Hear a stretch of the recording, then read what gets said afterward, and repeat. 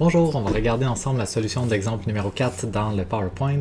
Donc, on a un diagramme de contrainte déformation pour deux matériaux différents, le matériau A et le matériau B. Il va falloir qu'en regardant ce diagramme, on puisse savoir lequel des deux matériaux est le plus fragile, le plus ductile ou malléable, le plus dur, le plus élastique et le plus rigide.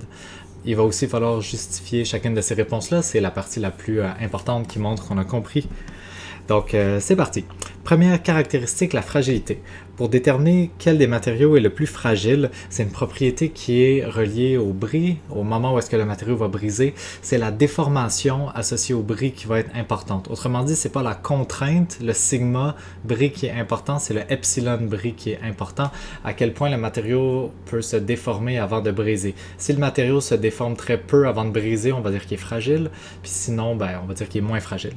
Dans ce cas-ci, la réponse, c'est que on va la voir, c'est le matériau A qui est le plus fragile parce que si je regarde sur le graphique, le matériau, c'est à ce point-ci qui brise. C'est la fin de son graphique. Fait qu'à ce point-ci, je vais regarder c'est quoi la valeur de epsilon. La voilà. Ça, c'est le epsilon de bris pour le matériau A. Si je regarde pour le B c'est à ce point-là qui brise. Ça, c'est le epsilon de bris pour le matériau B. Fait que le matériau A va briser avec une déformation unitaire plus petite. C'est donc lui qui est le matériau le plus fragile. C'est la réponse avec la justification. La justification va toujours avoir l'air de ça. On va dire quel paramètre on veut comparer. Ici, c'est le epsilon du bris pour le A qu'on compare au epsilon de bris pour le B. C'est les deux choses que j'ai identifiées sur le graphique ici. Prochaine question, ductilité, malléabilité.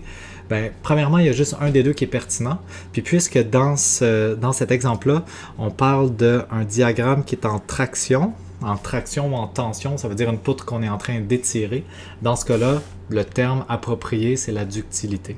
Si j'avais dit un diagramme de contrainte déformation en compression, là, j'aurais plutôt parlé de malléabilité, mais le principe, la propriété est la même. Ici, la ductilité, c'est vraiment le contraire de la fragilité. Fait que si c'est le A qui est le plus fragile, automatiquement, c'est le B qui est le plus ductile. Puis c'est la même variable qu'on regarde. C'est aussi le epsilon pour le bris. Donc cette fois-là, l'important, c'est que le epsilon de bris pour le B est plus grand que celui pour le A. Donc le matériau B est plus ductile. Ça va toujours être le contraire pour la fragilité puis la ductilité. Ensuite, pour la dureté. Pour déterminer quel matériau est le plus dur, il faut regarder la contrainte ultime. Celui qui a la plus grande contrainte ultime sera le matériau le plus dur. Dans ce cas-ci, c'est le A. La contrainte ultime, elle est... ici, la contrainte ultime, c'est la plus haute valeur en termes de contrainte, en sigma, que le graphique peut atteindre. Pour le A, la contrainte ultime, c'est le même point que le point de bris. C'est comme la plus haute valeur ici.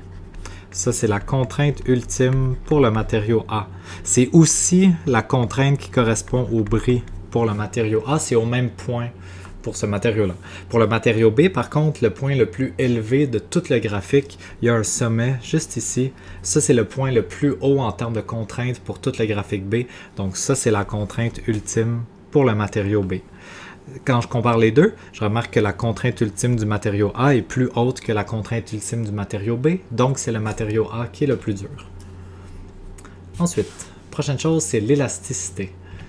L'élasticité, il faut regarder le sigma élastique, donc la limite élastique. La limite élastique, ici, elle est donnée sur le graphique pour les deux matériaux. Donc, avec juste le graphique, ce serait difficile de déterminer exactement le point pour la limite d'élasticité. On aurait pu le voir quand même parce qu'on est capable de voir que le graphique A, il y a comme toute une région ici qui est en ligne droite. Ça, c'est la région où est-ce que c'est proportionnel. Puis tout de suite après, quand ça commence un petit peu à courber, c'est dans ces environs-là que la limite, le seuil d'élasticité, le sigma E. Puis effectivement, ici, le sigma E est ici pour le matériau A. Pour le matériau B, je le vois aussi que j'ai toute la région de proportionnalité. Puis après ça, ça commence un petit peu à courber. On a le seuil d'élasticité qui est là. Donc, c'est le sigma E pour le B. Dans ce cas-ci, je vois que le sigma E pour le A est supérieur au sigma E pour le B. Donc, c'est le matériau A qui est le plus élastique. C'est le matériau auquel je peux appliquer une plus grande contrainte, puis qui, si je relâche la force, le matériau va reprendre sa forme originale. Dernière chose, la rigidité. La rigidité, comme je l'avais expliqué, c'est associé à la pente de la région de proportionnalité ici. Si je change la couleur de mon crayon, tiens, en bleu. Donc, il faut vraiment que je regarde la pente de ces graphiques-là. Le graphique A a une pente beaucoup plus abrupte, donc c'est le matériau A qui a la plus grande élasticité. Il faut vraiment que, pour déterminer l'élasticité du matériau A, je regarde la pente. Si la pente est plus à pic, la pente est plus grande, l'élasticité est plus grande. Pour le matériau B, je regarde la pente de ça. Fait que pour le matériau B, l'élasticité du B, c'est aussi la pente. Puis ici, ben, la pente est moins à pic, donc le matériau B est moins rigide.